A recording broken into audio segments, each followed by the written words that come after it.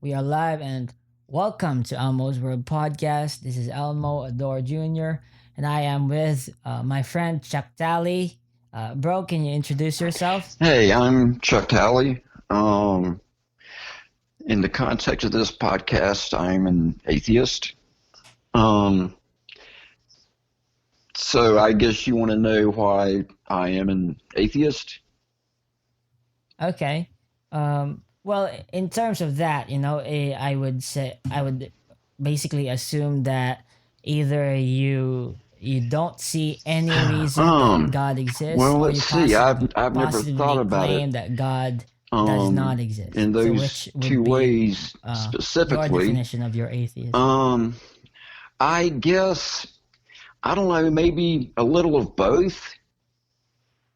Um, I I uh Mm-hmm. I think that everything was started by the Big Bang almost 14 billion years Mm-hmm. ago, when existence is just a fluke. Life is one of the most effective ways to dissipate energy, and the entire universe seems to be designed to dissipate energy.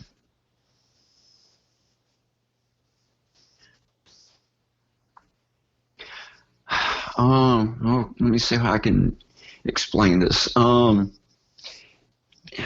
It, Mm-hmm. the, But what do you mean the by universe dissipate, is though? going towards like what they call the crap. What's it called?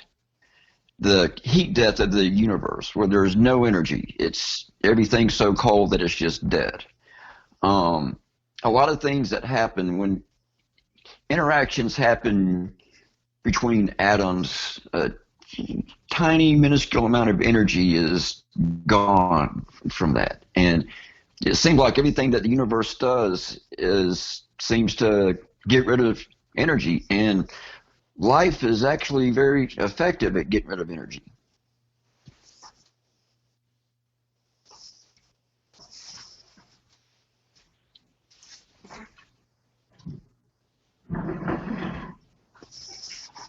Mm-hmm. Okay. So basically, what you're saying is that when you observe the universe, like the sun, all Yes, these stars are yes. probably gonna run out of I gas in the mean, future, and so it's yes. consistently I mean, we can dissipating see stars now at a that have certain pace. died. So We can see stars now that are being born. and everything is just Um, cooling down. so we can we know with some certainty that in about 4 billion years, our sun is going to become a red giant, and there will no longer be life on Earth. Um, it'll be a red giant for a while, then it will just burn out to a husk. I think that's a white dwarf. Um, and eventually, there will be really no energy left in the universe. So even if humans were able to colonize space and survive the sun's red giant phase, eventually there would be no place left in the universe for us to go. So we would die out anyway.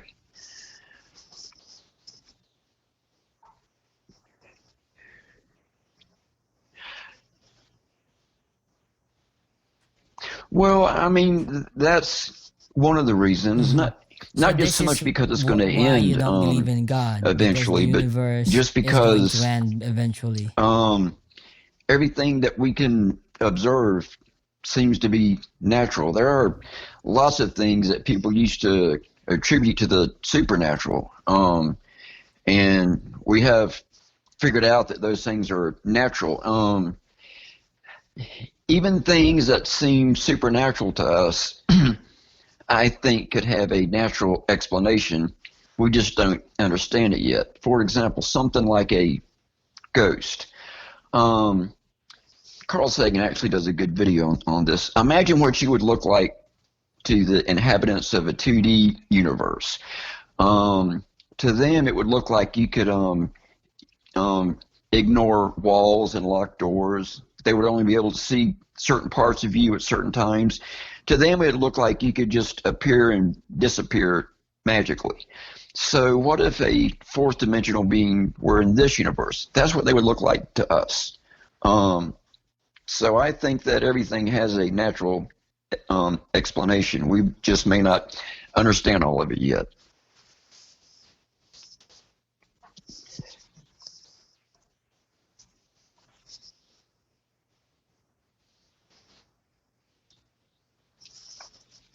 Mm-hmm.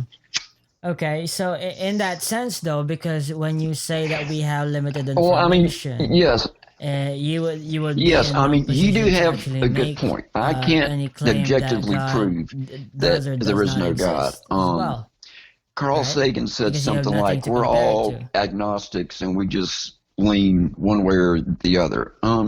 And I think he has a good point there because nobody can prove or disprove God.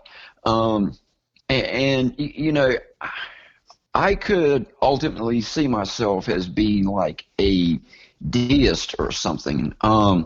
But I I could never believe in like the God of the Abrahamic religions.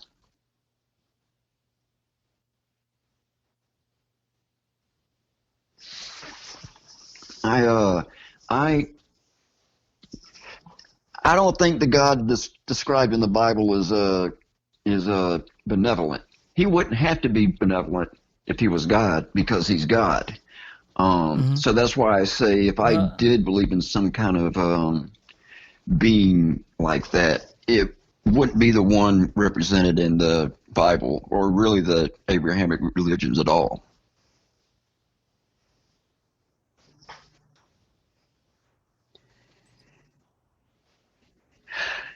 Uh, I could imagine like a but what kind like of what God I've seen referred do you to as think a clockwork is God, a would being be that it would set be things in if it were real? motion, maybe started the Big Bang, but does not personally get involved in our lives.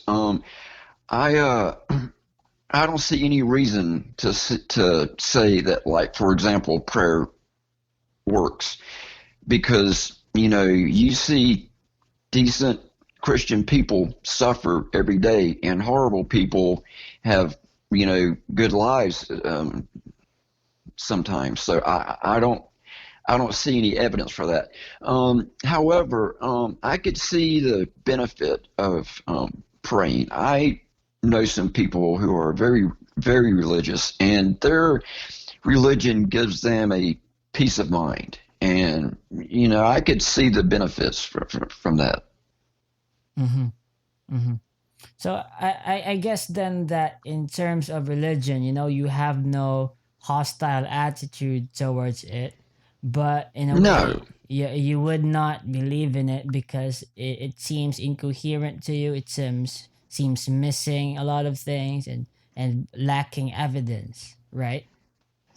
Well, okay. I think one of the biggest turning points for me, I used to be a Christian. Um, and when I was around 14, um, I wanted to be a better Christian. So I went to the clergy of the local church there and asked them questions about the Bible. They couldn't answer them, and not only could they not answer them, but it seemed to bug them that I did have questions. So I just studied it on my own, and it just seems like to me, if it was the absolute truth, it would stand up to all questions, but it didn't. I mean, there's contradictions in there. Um, and okay, for example, the flood of Noah. Um, there is not nowhere near enough water on Earth to flood the entire planet that deep. And if there was that much water on the Earth, the atmosphere would be so humid that you would drown even if you were on a boat. And having two of each animal, you couldn't build a craft on Earth big enough to hold two of each animal, and two of each animal wouldn't be enough um, diversity for the species to survive. And that's Mm-hmm. just one example. Mm-hmm. Okay. But so in that sense, you know, you ask questions to the church, maybe to your pastor, but it seems that these questions were remained unanswered, or at least any answer given was not sufficient, and so you simply following your intellectual integrity, you know, you postponed belief in this, and said that I still need to think about it, and if the evidence points to it, then I'll believe it. But right now, there is no evidence. Yes. I went through a couple of years of kind of going undecided between believer to atheist to agnostic to deist.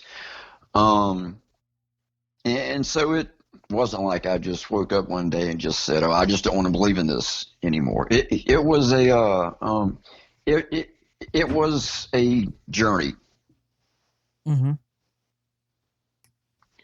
and I'm not hostile to religious people because I mean I can see where somebody would believe in something like that. The universe is very large and very mysterious, and sometimes it can be frightening.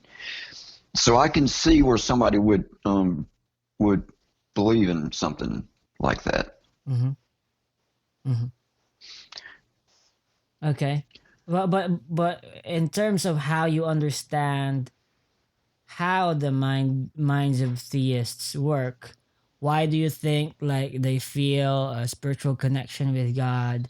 Why do you think that they have like spiritual phenomena or supernatural beliefs? Where how is this work coming from? It's like are you saying they're delusional? No, not delusional. They okay, this is something I was just talking about the other day. Um, humans and most animals with higher brain function, um, a side effect of abstract thought is that a lot of times humans are under the impression that there is an invisible being watching them. You can really see this in children. I saw a documentary about this one time when they did some experiments, and it kind of demonstrated how these kids were under the impression that there was an invisible person watching them. And this just seems to be kind of a side effect of abstract thought and empathy. Um, okay, for example, people will see faces where there aren't faces. Okay, evolution makes that happen because suppose you have a human running around in the woods trying to live. Okay, if they think that they see a face, that face might be a predator or something dangerous to them.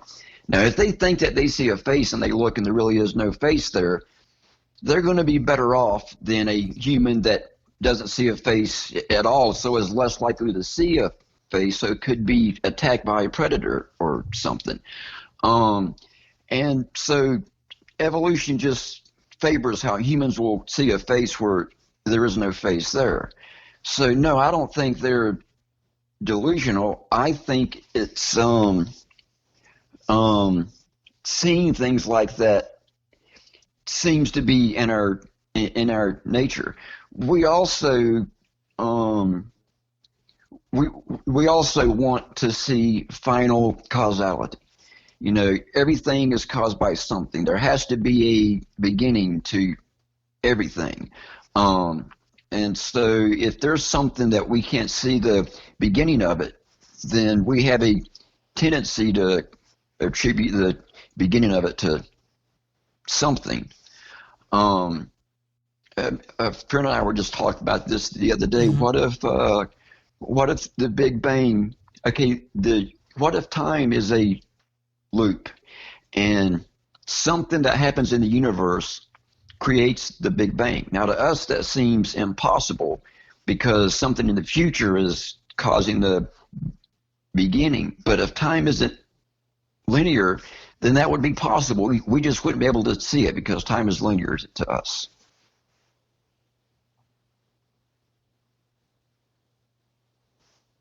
Hmm. Well, you say that it's not available. What information about time, and I've watched a YouTube video about what you said about that time being just a loop. And that the universe created itself. But would you say that is logically impossible? Well, I mean, it seems logically impossible to me, only because my finite mind can't comprehend a time loop like that. My senses can only perceive time in a linear fashion. Early humans being able to perceive time like that is not going to help you to find food and reproduce. And evolution is economic. It's not going to spend energy on things that don't help the species survive. So okay, it's like quantum. Um, to me, that just doesn't make sense. That the most fundamental things that make up everything, subatomic particles, don't really exist as what we think of as existing. They are probabilities. And I don't understand how solid things like the world and me can be made of something fuzzy like like a probability. And also, apparently, observing these things will um, affect the probability. And to me, that seems even more illogical. But that's what the evidence shows. So there's something there that we don't understand. Hmm. Hmm.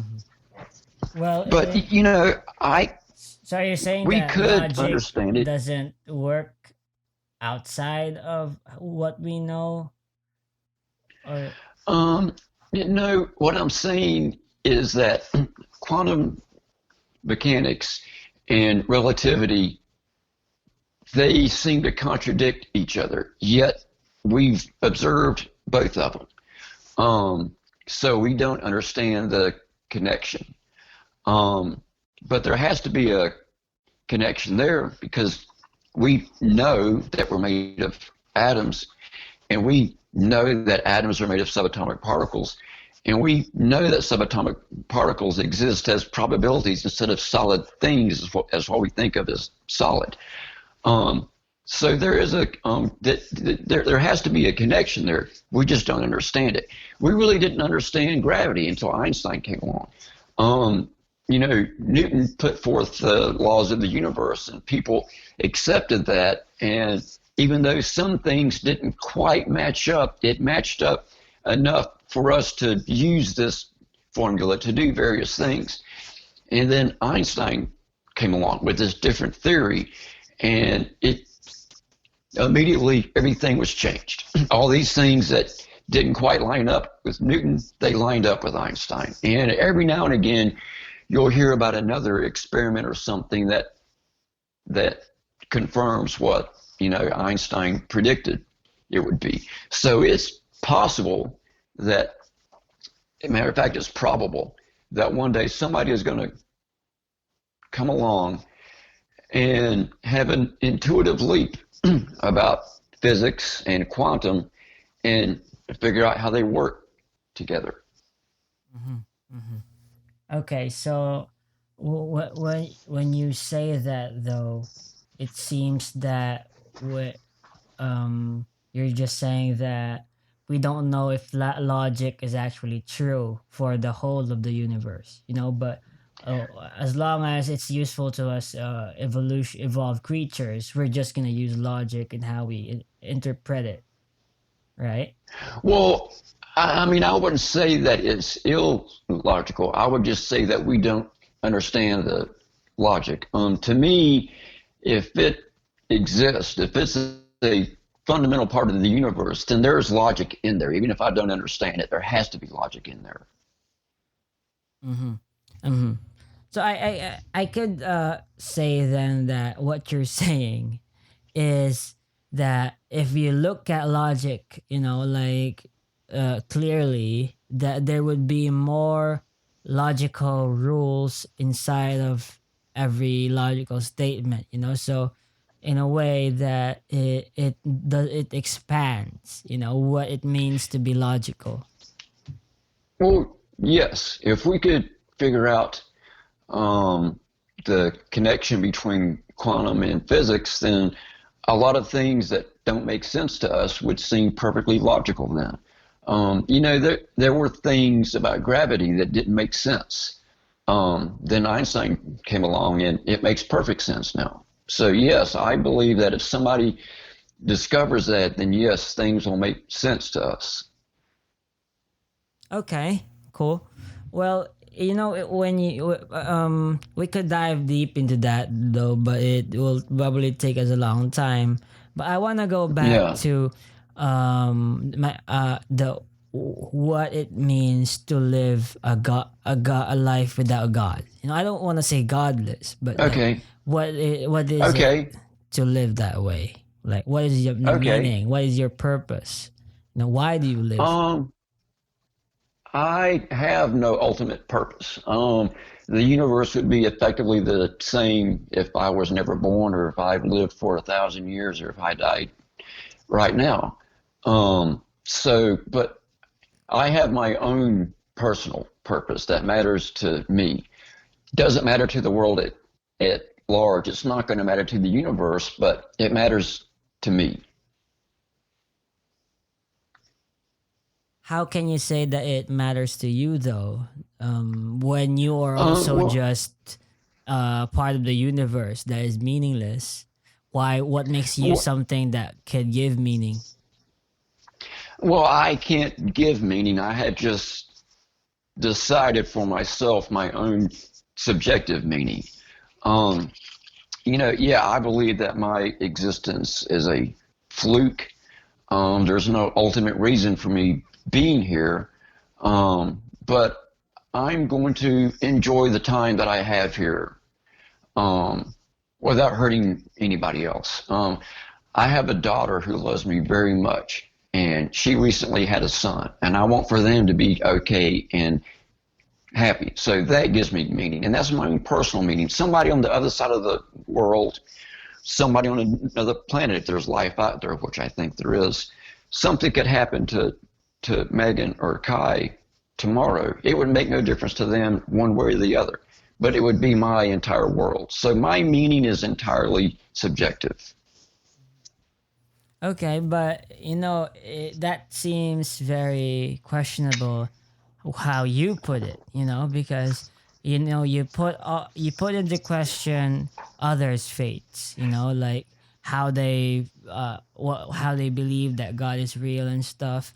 You put much skepticism in that, but I don't see you putting skepticism in how you as a fluke, as someone who makes subjective meaning, actually act upon these subjective things that you give value, right? If you would apply the Um, same thing, you would the same rationality, you would find no reason to act upon your subjective meaning because it's ultimately doesn't exist. It's a social construct, you know. yes, it is a social construct, but I like living in a society. These things make me happy Yeah, personally. so It doesn't matter if it's an appeal to emotion, I guess. That yes, it kicks in the good brain chemicals. okay. So it really doesn't matter if other people think it has Mm-hmm. meaning or not. It has meaning to me. Okay, so yeah, basically, I don't know. I don't want to straw man you, but what I heard from there is what you said is that you're someone who just lives for the happy chemicals in their brain. Like that's your main Um, goal. to some degree, I think that describes all of us, whether we're aware of it or not. Yeah, yeah. So We're that's how you understand human nature, I guess. That we're all just creatures yes, acting upon dopamine and chemicals. basically, yes, Okay. yes. I hate to Okay. sound that cynical, but yes, I No, do kind of I believe agree that. with you actually that there is a sort of Okay. hedonism in every human.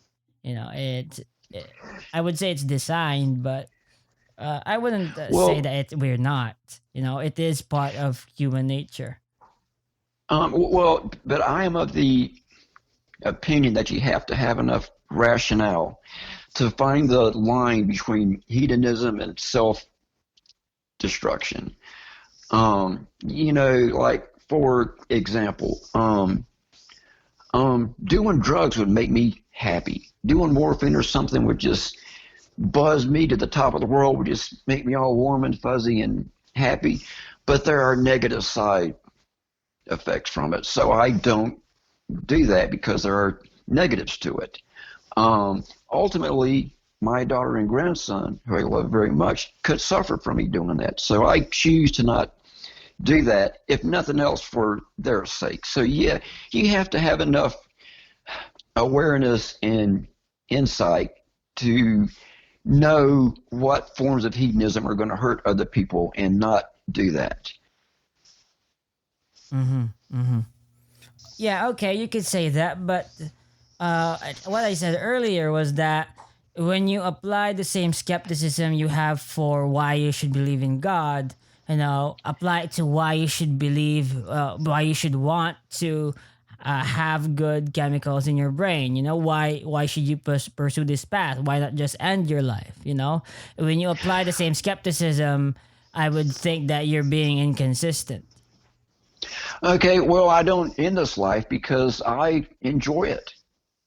I like those good brain Yeah, but the question is chemicals. like, why would you continue to enjoy to pursue what you enjoy, right? You still dig deep down, but at the end of there's nothing there, right? Because Well, we're yeah, all I just a mean, fluke. So, but yes, I mean, ultimately there is nothing there, but to me it seems like there's something there. So, I and I mean, I know what you're talking about. I have seen some people that are nihilist and they're so depressed and it has no meaning. I should just kill myself now. But I'm of the opinion that um, life having no meaning isn't depressing, it's liberating. yeah, To okay. know that whatever I, Well, you start to stop sounding rational there and just appealing to pure emotion. You know, to well, at these. some point, I mean, at some point you have to. Okay. I mean, yes, So if you were to use, in a way, you're no different from someone appealing to that. There's something there when I see value in life, as you would say, and to someone who would say there's value in life or because of God, you know, I just feel that there's something there. So everyone's oh, appealing to emotion. So you're no different from any believer. oh, yes, yes, Awesome. exactly. That's amazing. I mean, if when I see somebody that believes like what you're talking about, and I know people like that. This belief that they have, it gives them peace of mind. It gives them meaning, and it's not hurting me. So I have no reason to want to take that from them. I don't. I generally don't talk about the existence of God one way or the other to anybody, because I figure everybody has their own personal view on it, and as long as you're not forcing your view on others, it doesn't matter. Awesome. I Yeah, I agree with you, um, by the way. True. yeah, I don't really along with a lot of other atheists because they seem to have this militant agenda Yeah, to a lot of them make do. religion go away, and I don't like that. My thing is live and let live. Mm-hmm. Agree. Now, if somebody came along and was putting a gun to people's heads and be like, okay, you convert to this religion or we're going to kill you, then I would have a problem with it. But at the same time, if somebody came along and put a gun to someone's head and said, be an atheist or we're going to kill you, I would have the same problem with it. Mm-hmm. Awesome. Well, you know, bro, when you say that you value like human life, you know, freedom, human rights, dignity. Yes. These are some things that you cannot derive from a nihilistic universe. You know, if you're all just a fluke, there is no freedom, there is no dignity, there are no human rights, there is no love, value, there is not. We're all just social constructs. But to me, you living that life, you know, because you feel that it's self-evident, you know, that it's real, and you act upon it, and you cannot deny it. That to me, that's something that I would accept into my belief system, you know, and see it as evidence that there is something real beyond what this physical universe presents. Well, I kind of go by logical compassion. I treat other people the way that I would want to be treated. Humans, evolution has made us to where humans are a combination of competition and cooperation. We're social animals, so we have empathy. Um, Obviously, empathy is good because natural selection favors it. So, yes, I go by what my empathy says. I mean, there have been experiments showing that creatures like chimps have empathy. And so I think that all social animals have empathy. And, you know, you had mentioned that what I'm acting on at this point is emotion. Yes, but emotion does have its place because we have it. You know, like for example, anger. People see that as a bad thing, and it can be. But if somebody hurt your kids, the anger would motivate you to do something to that person where they couldn't hurt any more kids. So, um, um, emotions have their place. Well, you can say that emotions have their place, but ultimately emotions are just matter. They're just chemicals in your brain. Oh yeah, they're just chemicals. I mean, in They're my you subjective and worldview, they yeah, have their but place. when you say that logical empathy, I would disagree. There's nothing logical about following your empathy. It's just that you want to because you feel like it, you know? It just arises as a desire for you, but there's no rational reasoning as to why you should do Okay, it. okay, let me explain it this way.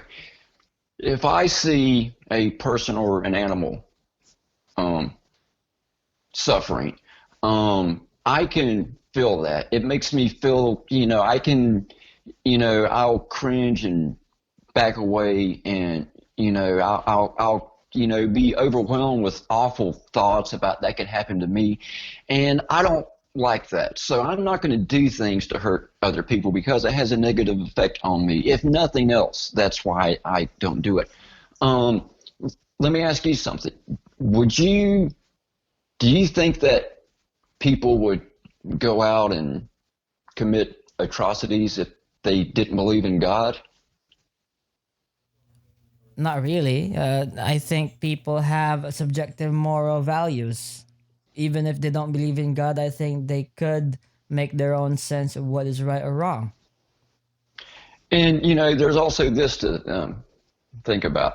If you were somebody that just went around hurting people, eventually you would be shunned by society if you weren't killed for it. So, you know, it's kind of in your own best interest to not be a psychopath, basically. But it's in your best interest to be a psychopath that blends into society, though, right? Maybe, but if you were eventually caught, then you would pay for it. And you Well, know, those type of psychos are so rare that you know that's just a you know that's a fluke. That's like a glitch. You know, but like how do people you that know, have. right? But how do you know? Because in terms of evolution, you know, um, it would be likely that some that as part a species of humans as that are psychopaths has evolved to To blend a thin the hundred herd. percent. Yeah, 100% that they never get caught. That could be the case. Um, I mean, yes, there could be a particular type of psychopath that has evolved to thin the herd. yes, that's possible. Um, and if that were the case, I don't know. Because if that were the case, then getting rid of the psychopaths would apparently be detrimental to humans, like the way whenever hunters go out and kill X number of deer so that the entire deer population lives. Whereas if they didn't kill those deers, all the deers would eventually run out of resources and starve to death or whatever. So if we found out these psychos that were doing this, and if we remove them from humanity, then the human race would suffer. That's a very interesting premise. I don't have an answer for that. I would have to think about it. Yeah, yeah, but I can think that what you were saying ultimately in terms of people having their own sense of morality is that every believer ultimately also derives what they think is objective morality from their own subjectivity, right? That every Um, religious person also has different beliefs from other religious people, so yes, it's as subjective yes. as anyone's, is what you're I saying. mean, yes. I can remember when my daughter Megan was growing up, and she would ask me about stuff like that. And she was a kid, so I wasn't going to tell her that there is no God. But what I would do is I would ask her questions and tell her things to make her think for herself. Like I can remember one time she had been to church um, with her mom and her grandmother, and she came home and she had told me that somebody had told her that I was going to go to hell because I didn't go to church. And I asked her, I said, well, Megan, how does this person know this? And she's like, well, I mean, apparently that's what God says. And I said, well, did you ask your mom and your grandmother about it? She said, yes, that they said you that that didn't mean that you were going to hell. And I said, okay, Megan, you can ask 10 different people, even 10 different people from the same church, what is God? And you're going to get 10 different answers. So you're just going to have to figure it out. I can't prove it one way or the other. That's for you to figure out. Mm-hmm. She's an atheist too, but I didn't teach her Mm-hmm. that. I was kind of surprised to find out that she was. Mm-hmm. I can remember recently talking to someone who said that they were raised as an atheist, and to me, I figure that's no different than somebody who's a Christian because they're raised as a Christian. That makes me think this person has never thought for themselves. Well, I would agree with you that everyone has done something level of thinking, I guess, but and not ultimately to the point that reaching absolute truth or absolute certainty. You know, Well, but I guess wouldn't be it be hypocritical though, right? Like when you say that your follow is simply appealing to your emotion at the end, that you're getting it from empathy. That so in a way you're also giving validity to all those people who also appeal to their emotions, right? At the end of the well, day too. um, yes. At some point, sometimes you have to appeal to emotion. Emotions have their place. So I'm not going to judge anybody who gets to a point and says, "Okay, there's no way that I can objectively prove what to do here, one way or the other. So I have to follow my heart." I can't judge them for that because I would do the same thing. Yeah. Okay, that's cool. I respect that, man. Awesome. Well, but I want to ask though, Okay. in your lifetime, you live Hmm. a much longer time than me.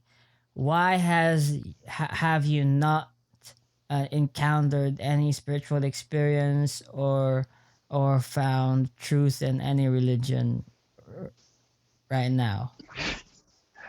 Well,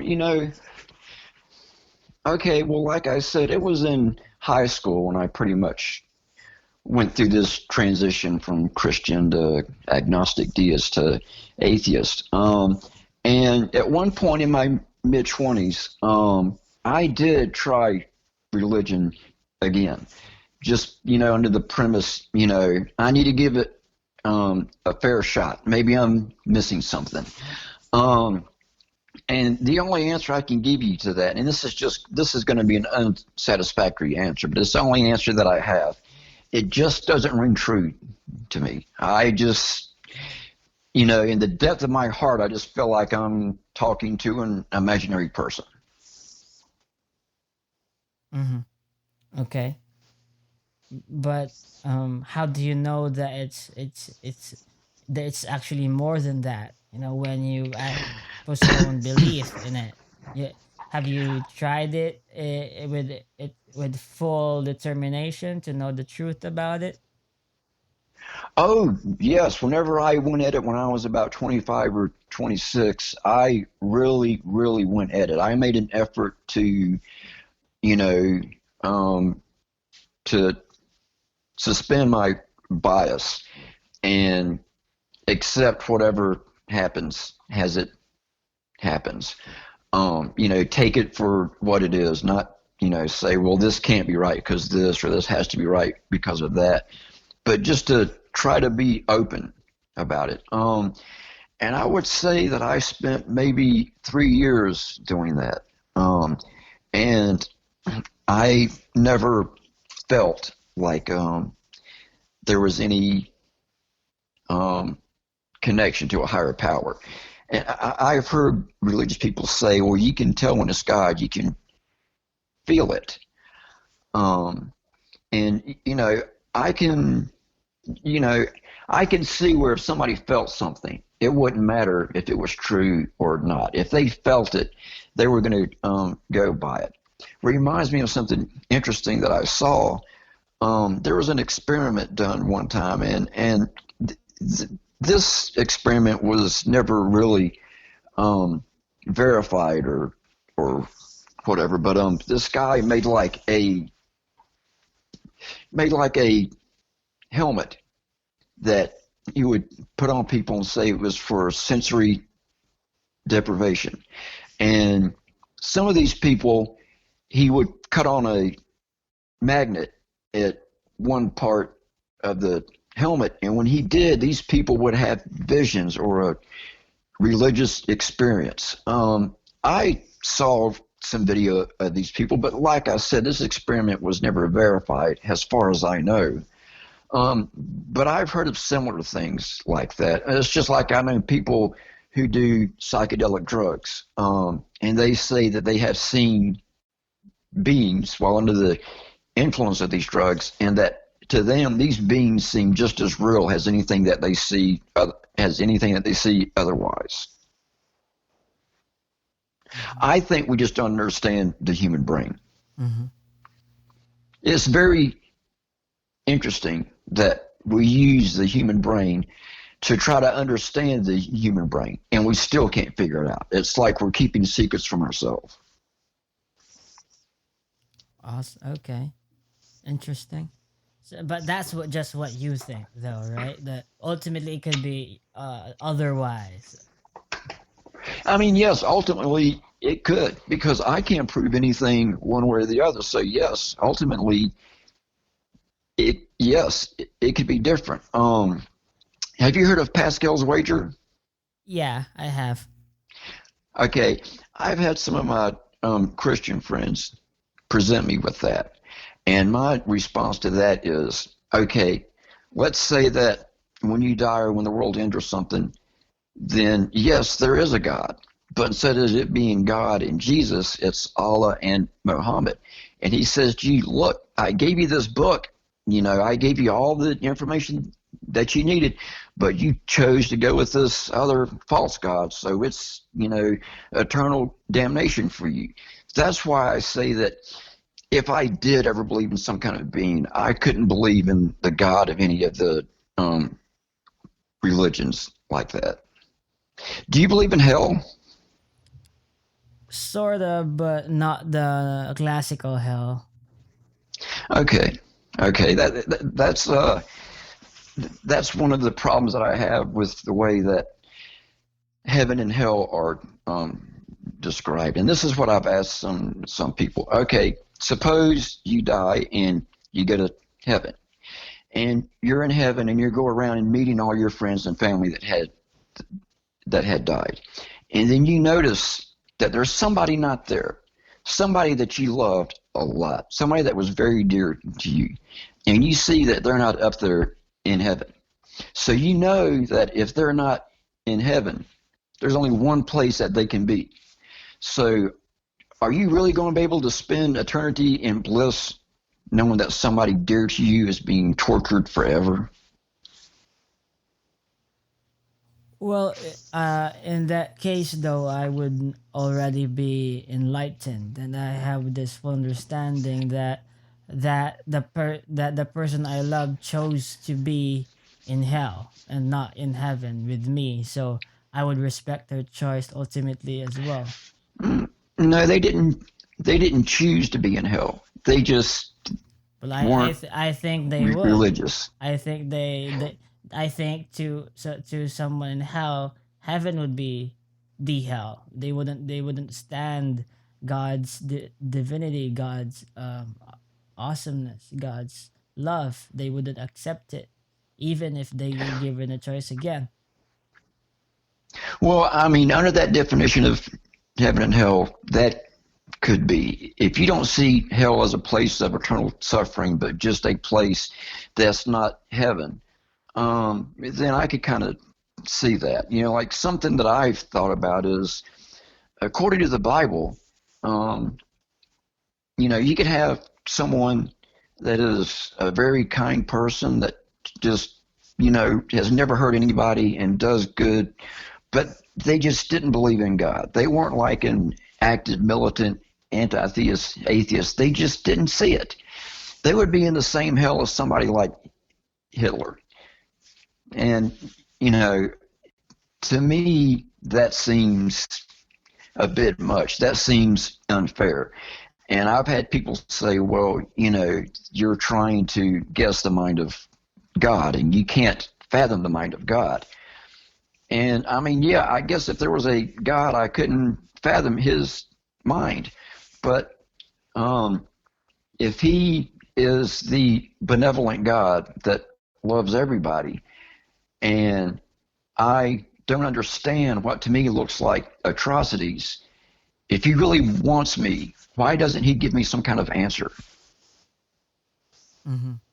Well, that comes into the question of my Facebook post earlier. Like, why is God hidden? Why is He not showing the answers to us to our face?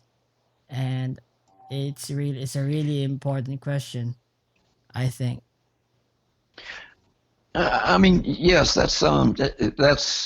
yeah. I like questions like that, even though I don't believe in it. I like questions like that. I like talking about it with somebody like you who is civil, and we don't argue about it, and you're not out to get me. I'd Awesome. rather talk to you than like another atheist that's hateful, towards religious people.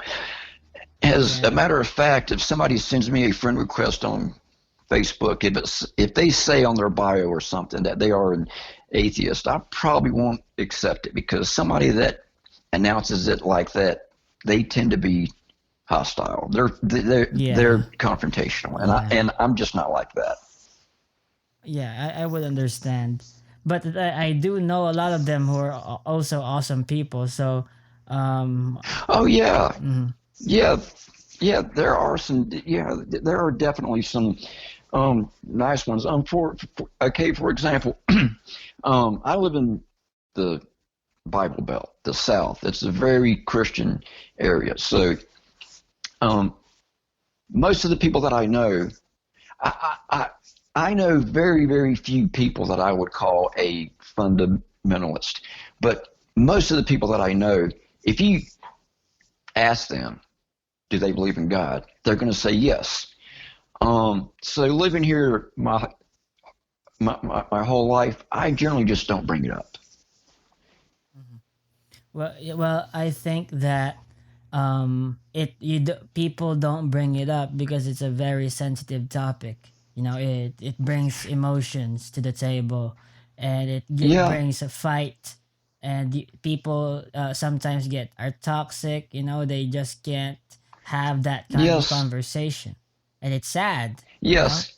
this is really something Yes. important, to talk about what makes Well, things valuable, what we believe. I think that every family should have these discussions, open ones, and not just dictatorial and authoritative ones. yes. Yeah. Um, if somebody asks me about it, I'll just say that I'm not religious. If they insist and they push it and they want to know, then yes, I'll admit that I'm an atheist. But it's not something I go around announcing to people. Like I have met people and like they've asked me about it, and I've just said, "Well, I'm not really religious," and they say, "Yeah, but you believe God exists, don't you?" And just the way that they ask that tells me that they're going to be confrontational. That Mm. if I say no, Mhm. they're going to have a problem with it. Yeah. You know, Yeah. so sometimes I'll just be like, I don't know.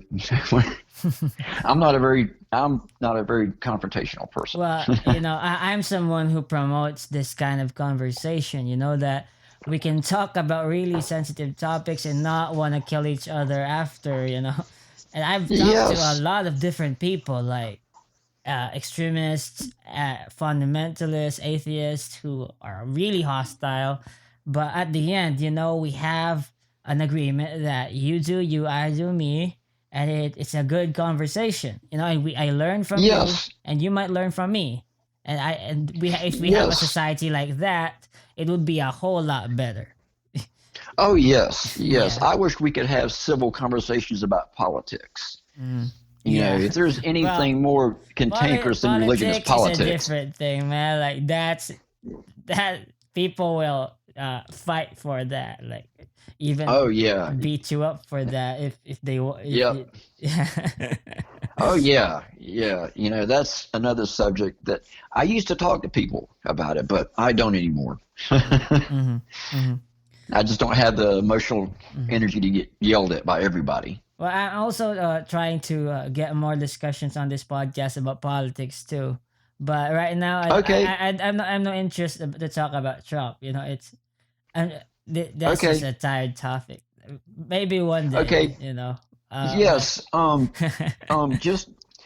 Just as a note, if you ever want to talk about politics, I'd like to do one of those too. awesome. Yeah, definitely, man. Like, I would love to. And one last Okay. question, because we almost closing in on an hour. And Okay. uh, can I ask you one last question, which is that you're an atheist, and you admit that at the end, sometimes you do appeal to emotion as to what you believe and how you act. Like all people, Yes. everybody acts Yes. at that Yes. way. When you do that, and but you also desire to pursue the truth and why you should actually act on Yes. something rather than just emotion. How would Yes. you go about it? Pursuing truth rather than just Um, obeying emotions. I guess I would have to go by the evidence. I guess I would have to go by um, um, objective facts. This can be proven or disproven. Then once I can no longer prove or once I go down the steps of causality and I can no longer prove or disprove what's causing this or what's leading up to it, then yeah, at some point I have to go with my intuition or my heart. Yes, my mind is finite, just like everybody else's. I don't know everything. Okay, cool.